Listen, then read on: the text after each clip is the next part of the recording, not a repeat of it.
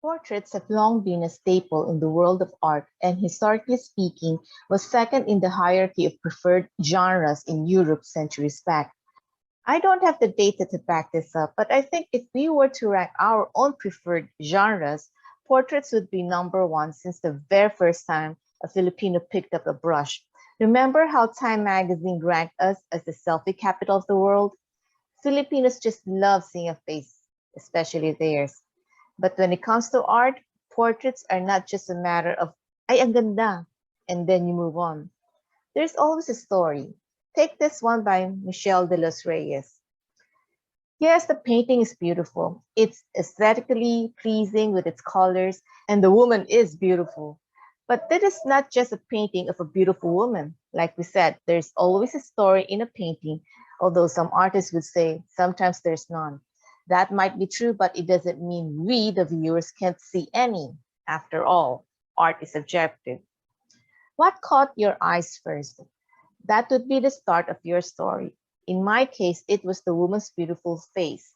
She kind of reminds me of a young Rufa Gutierrez. Anyway, what makes her portrait interesting is that she is not looking back at us, nor does she look like she's looking at anyone or anything for that matter. She looks lost in her thoughts. Naturally, we wonder what must she be thinking and what must she be feeling. From the wistfulness in her eyes and the soft smile, she looks like she's recalling something or someone with fondness. Her face is fully made up. She has a pearl earring and her head is wrapped in a fashionable turban. We only see her side profile, and what a beautiful profile that is.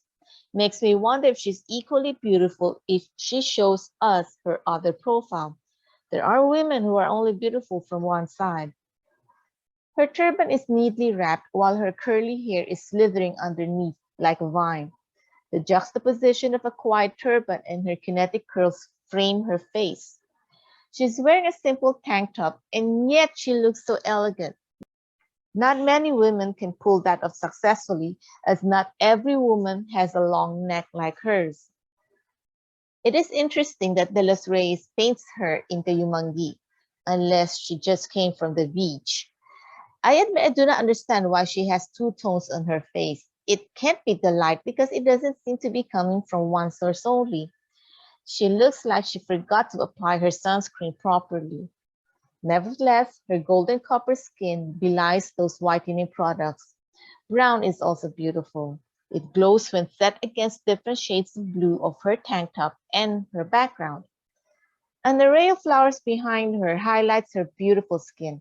But more than that, the flowers seem to be resting on her shoulder and neck like a familiar friend. The flower closest to her ear looks like it's whispering something to her. When I first saw the title De Los Reyes gave her work, it puzzled me.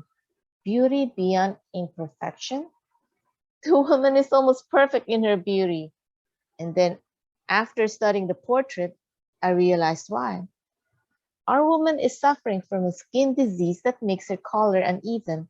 But because of her loveliness, not only do we see her beauty beyond her imperfection, but we don't even notice her imperfection. And that is the story that I see. What you see, stories and portraits are essential. Art is essential.